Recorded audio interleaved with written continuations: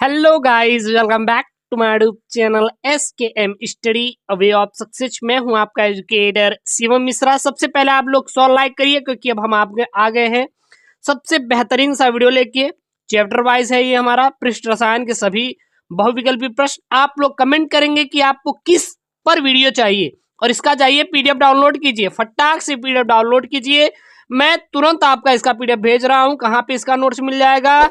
इसका नोट्स मिल जाएगा प्यारे बच्चों आपके टेलीग्राम चैनल SKM स्टडी पर मिल जाएगा। SKM स्टडी का लिंक कहाँ पे मिलेगा? तो डिस्क्रिप्शन बॉक्स के अंदर दिया है, जाके वहां से आप ज्वाइन करिए और PDF को डाउनलोड कीजिए। और हाँ, आपका टारगेट है 100 का टारगेट है और आशा करते हैं कि आप लोग 100 लाइक कंप्लीट कर देंगे। ठीक है ना? सबसे पहले आप लोग लाइक करें, शेयर कर दीजिए फटाक से दोस्तों के साथ। तो चलिए हम लोग शुरू करते हैं पृष्ठ रसायन के सभी बहुविकल्पी प्रश्न। और बोर्ड परीक्षा में 70 में 70 होगा पक्का। क्लास 12 केमिस्ट्री में हम लोग को एक भी छोड़ा नहीं है। सारे वीडियोस को आपको अच्छे से पढ़ना है। नोट्स मिल रहा है, वीडियो देखिए, नोट्स पढ़िए, आपको 2 बार में याद हो जाएगा। किसी तीसरी चीज की आपको जरूरत बिल्कुल भी नहीं पड़ेगी। क्लियर है? हम लोग आगे बढ़े। कमेंट करिए कि आपको ये वीडियो कैसा लगा और अंत में आपसे एक प्रश्न पूछेंगे, आपको सवाल का जवाब जरूर देना है। चलिए, सबसे यहाँ पे पहला सवाल है। आप लोग आंसर कमेंट करेंगे, अपने दिमाग में कमेंट करिए, वैसे मैं लिखूंगा नहीं तो कमेंट बॉक्स में लिख दीजिए जल्दी से। क्या है? कोहरा किस प्रकार का? कोहरा आप समझ रहे हैं, जैसे कि जाड़े के मौसम में इस समय ठंड है, आपको पता है ठंड है, सुबह उठेंगे तो आपको कोहरा दिखाई देता है।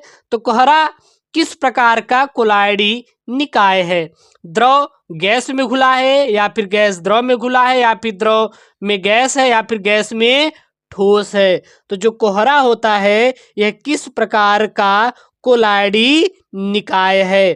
तो आपको पता होना चाहिए जो कोहरा है यह प्यारे बच्चों गैस जो है द्रव में घुली हुई है, यानी कह सकते हैं कोहरा एक कोलायडी निकाय है जिसमें परिक्षेपण माध्यम गैस है और परिक्षिप्त प्रावस्था द्रव की उपस्थिति में है। तो यहाँ पे पूरा तैयार करेंगे, एक भी आपको वीडियो छोड़ना नहीं है। सबसे सिंपल तरीके से हम आपको समझाएंगे, तो आपको इसको हमेशा के लिए याद करना है, इसलिए आपको समझना है। तो हम समझेंगे क्या? यहाँ पे आप लिख लीजिए कि कोहरा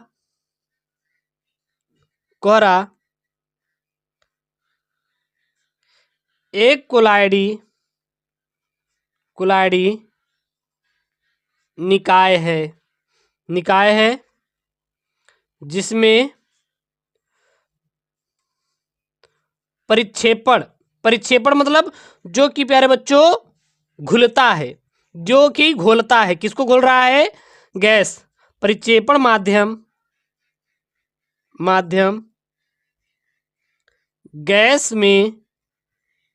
में परिक्षिप्त प्रावस्था द्रव उपस्थित होती है। परिक्षिप्त प्रावस्था द्रव उपस्थित होती है। ये सब पॉइंट वाली चीजें हैं, क्योंकि जब आपको ये नहीं समझ आएगा तब तक आप ये नहीं कर पाएंगे। तो इसको करने से पहले आपको इसको अच्छी तरीके से समझना जरूरी है। तो कोहरा जो है यह क्या है? एक कोलायडी निकाय है, कोलायडी विलयन है, जिसमें परिक्षेपण माध्यम यानी कि गैस है जो घोल रहा है। घोल क्या रहा है? गैस घोल रहा है, इसीलिए इसको हम लोग क्या कर दिए? परिक्षेपण माध्यम। गैस में क्या घुला है? द्रव घुला है, इसी को हम क्या कहते हैं? परिक्षिप्त, मतलब कि जो कि घुला रहता है उसे क्या कहते हैं? द्रव कहते हैं। तो कोहरा किस प्रकार का कोलायडी विलयन है? राइट आंसर आपका हो जाएगा बी, गैस में द्रव। गैस में क्या घुला हुआ है? द्रव घुला हुआ है, यानी जो आपका आंसर निकलेगा, आंसर क्या निकलेगा? बी वाला आपका राइट आंसर हो जाएगा। कमेंट कीजिए आपको वीडियो पसंद आया कि नहीं और आपको समझ में आया कि नहीं। अगला यहाँ पे प्रश्न है। प्रश्न क्या है? निम्न में से कौन सा प्राकृतिक कोलायडी नहीं है? निम्नलिखित में से कौन सा प्राकृतिक मतलब प्राकृतिक कोलायड नहीं है? निम्नलिखित में से कौन सा प्राकृतिक कोलायड नहीं है? रक्त NaCl, शर्करा और RCON। देखिएगा, प्राकृतिक कोलायड का मतलब यह होता है कि जो कि प्रकृति के द्वारा बनी होती है। प्रकृति मतलब कि हमने उसको निर्माण नहीं किया, बल्कि भगवान ने उसको निर्माण किया था। रक्त, क्या ब्लड को आपने बनाया? क्या ब्लड को आपने बनाया? क्या बिल्कुल नहीं बनाया। ब्लड तो हमारे पैदाइशी होती है, हमारे खून में उपस्थित होती है, तो यह कृत्रिम है। NaCl मतलब समझिए नमक। NaCl आपका क्या है? NaCl है नमक, है लाडलो, नमक है। तो नमक क्या? नमक आपने पैदा किया? क्या बिल्कुल नहीं, है हमारे समुद्रों से प्राप्त होता है, और समुद्र का पानी खारा होता है, फिर समुद्र को के पानी को स्टोर किया जाता है, जिसको कहते हैं डेल्टा का निर्माण। डेल्टा के द्वारा नमक प्राप्त होती है, और फिर हम लोग इससे प्राप्त करते हैं, यानी कि हमारे आने से पहले भी नमक थी। शर्करा, शर्करा तो आपको पता होगा, जैसे कि ईख, ईख कभी खाए हैं? गन्ना, गन्ना, गन्ना चूहे हैं कि नहीं? जो मतलब चूसे हैं कि नहीं उसके रस को, तो उसमें पाया जाता है शर्करा, और फलों में पाया जाता है शर्करा। तो ये सब प्राकृतिक है। लेकिन RCOO यह क्या है? यह है लाडलो साबुन। क्या है? साबुन है। साबुन है कि नहीं? तो यह हमारा कृत्रिम है कि प्राकृतिक है? यह हमारा कृत्रिम है। तो यह हमारा जो कोलाइड है, यह हमारा प्राकृतिक नहीं है। तो यहाँ पे क्या लिख देंगे? यहाँ पे लिख देंगे RCOONA, अर्थात साबुन। साबुन प्राकृतिक, प्राकृतिक कोलाइड नहीं है। प्राकृतिक कोलाइड नहीं है। आई बात? गई समझ में? कोई दिक्कत हो तो कमेंट कर दीजिएगा। चलिए अगली सवाल की ओर चलते हैं। अगला यहाँ पे प्रश्न है, झाग या फोम किस प्रकार का कोलाइडी विलयन है? जो झाग या फोम होता है, यह किस प्रकार का कोलाइडी विलयन होता है? गैस में द्रव, द्रव में द्रव, द्रव में गैस, या गैस में द्रव? इसको करने से पहले आपको समझना होगा, जो झाग होता है या फिर फोम, झाग आप जो देखते होंगे जब पानी को घोला जाता है तो उसमें से यानी कि बुलबुले निकल के आते हैं, झाग के रूप में निकलता है।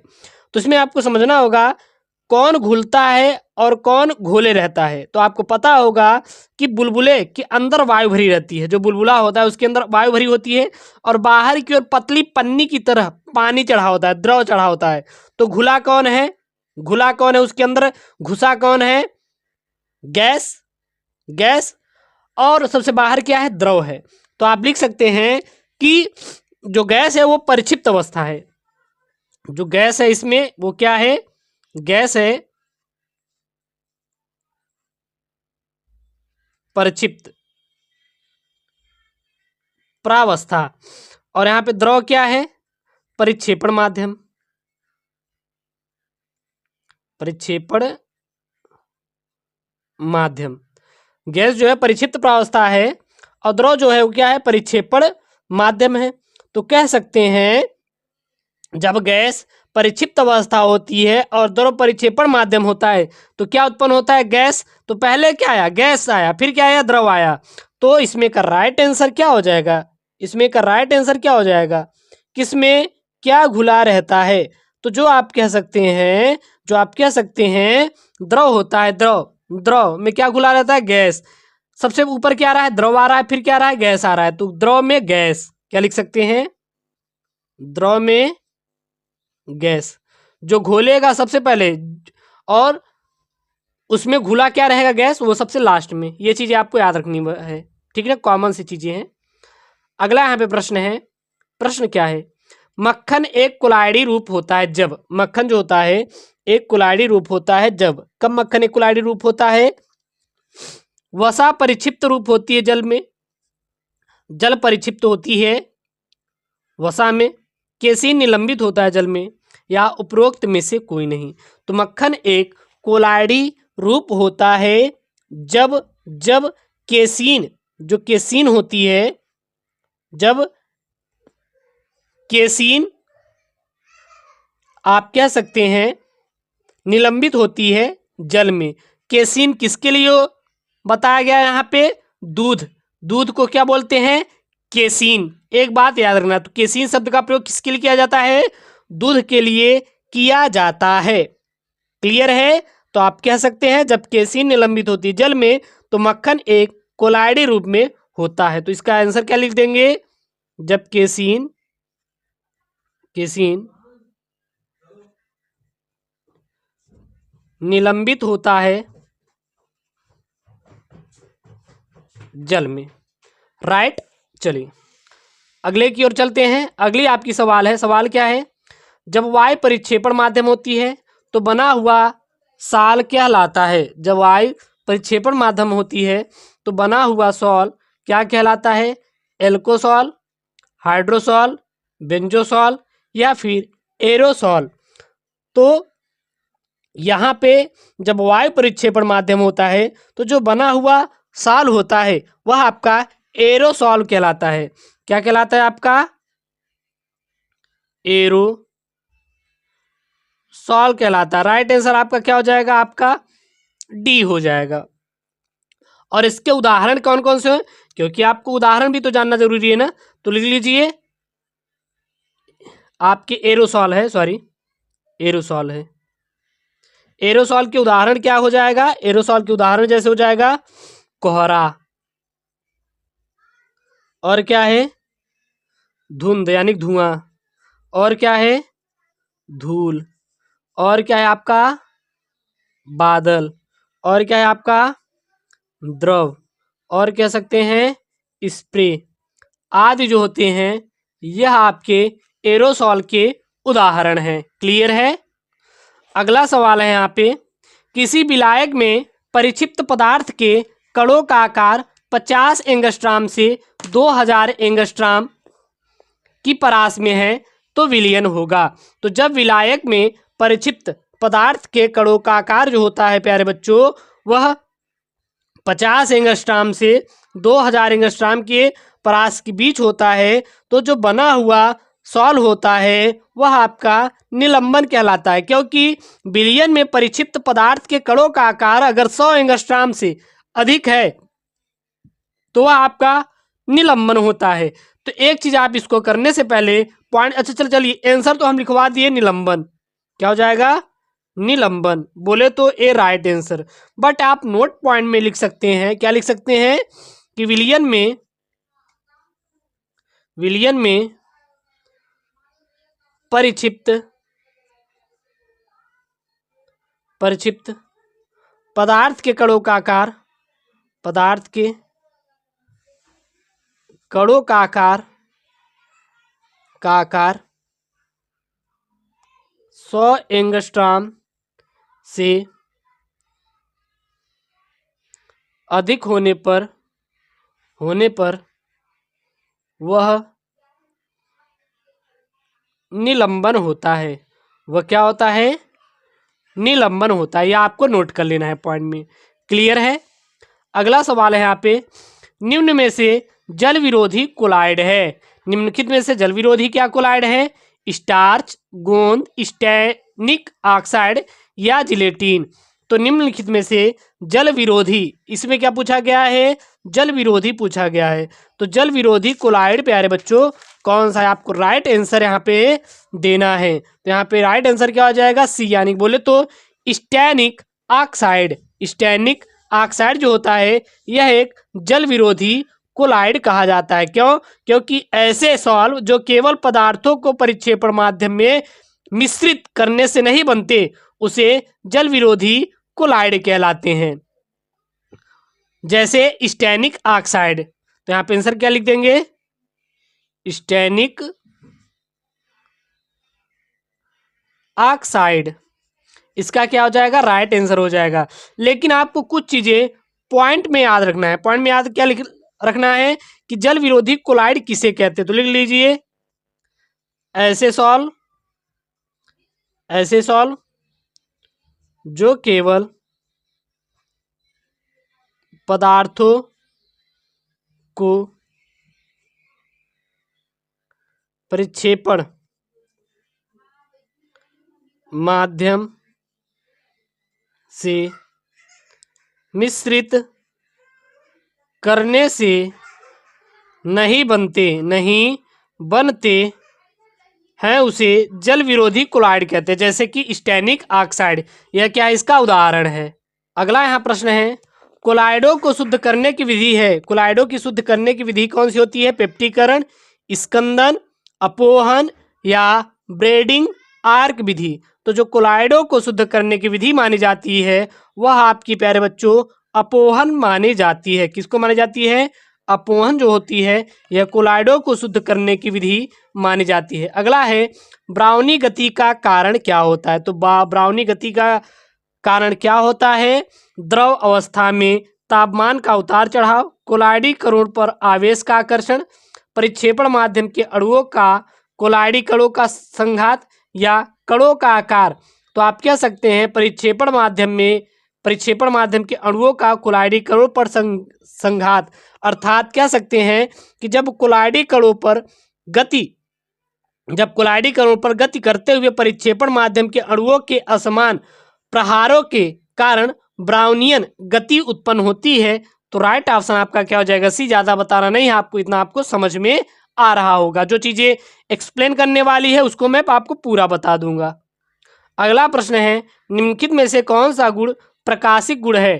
टिंडल प्रभाव, स्कंदन, विद्युत संचलन या फिर ये सभी। तो निम्नलिखित में से कौन सा गुण प्रकाशिक गुण है? तो वह प्यारे बच्चों है टिंडल प्रभाव, क्योंकि प्रकाश के विखरने के गुण को ही हम लोग टिंडल प्रभाव कहते हैं। क्या कहते हैं? टिंडल प्रभाव कहते हैं, याद कर लीजिए। अगला प्रश्न है, यहाँ पे प्रश्न क्या है? किसी आयन का स्कंदन प्रभाव निर्भर करता है उसके धनायन के आकार पर, संयोजकता पर, आवेश के चिन्ह पर या फिर संयोजकता तथा आवेश के चिन्ह पर। तो आप कह सकते हैं कि हार्डी-सुल्ज़ो के नियमानुसार किसी आयन की स्कंदन क्षमता उसकी संयोजकता व आवेश पर निर्भर करती है। तो हार्डी-सुल्ज़ो के अनुसार क्या कह सकते हैं? किसी आयन का स्कंदन प्रभाव जो होता है उसके धनायन के संयोजकता व आवेश के चिन्ह पर निर्भर करता है। राइट आंसर क्या हो जाएगा? आपका डी हो जाएगा। अगला है पर्पिल ऑफ कैसियस है। तो पर्पिल ऑफ कैसियस क्या होता है? यह एक ऑरिक क्लोराइड के तन विलयन को स्टेनस क्लोराइड विलयन द्वारा अपचित करने पर बैंगनी का गोल्ड सॉल प्राप्त होता है, और यही गोल्ड सॉल का जो बैंगनी रंग होता है इसी को हम लोग पर्पिल ऑफ कैसियस कहते हैं। तो इसका राइट आंसर क्या हो जाएगा आपका? वो हो जाएगा एयू सॉल जो होता है यह पर्पिल ऑफ कैसियस का एक उदाहरण है। अगला प्रश्न यहाँ पे ए बी सी तथा डी सॉल का गोल्ड संख्या 0.001, 0.15, 20 तथा 25 है। तो सबसे अधिक प्रभावी रच्छी कोलाइड है। ए का मान इतना है, बी का मान इतना है, सी का मान इतना है, डी का मान इतना है। तो सबसे प्रभावी रच्छी कोलाइड क्या होता है? तो इसको करने के लिए आपको पता होना चाहिए जो रक्षण क्षमता जो होता है, यह व्युत्क्रमानुपाती होता है, 1/स्वर्ण संख्या के व्युत्क्रमानुपाती होता है। किसके होता है? स्वर्ण संख्या के व्युत्क्रमानुपाती, यानी कि रक्षण स्वर्ण संख्या कम तो रक्षण क्षमता ज्यादा, स्वर्ण संख्या ज्यादा तो रक्षण क्षमता कम। तो सबसे स्वर्ण संख्या किसका कम है? वो है ए की, यानी कि 0.001। तो इसलिए कह सकते हैं सबसे जो प्रभावी होगा वह आपका ए वाला होगा। राइट आंसर क्या हो जाएगा आपका? ए। ठीक है, तो इस वीडियो में मैंने प्यारे बच्चों पृष्ठ रसायन के सभी बहुविकल्पी बता दिए हैं जो कि बहुत ही इंपॉर्टेंट है, और इनको याद कर लीजिए। इसका पीडीएफ आपको टेलीग्राम चैनल SKM स्टडी पे मिल जाएगा, जाके वहां से आप डाउनलोड कर लीजिए। ओके दोस्तों, थैंक यू, जय हिंद, टेक केयर, बाय बाय।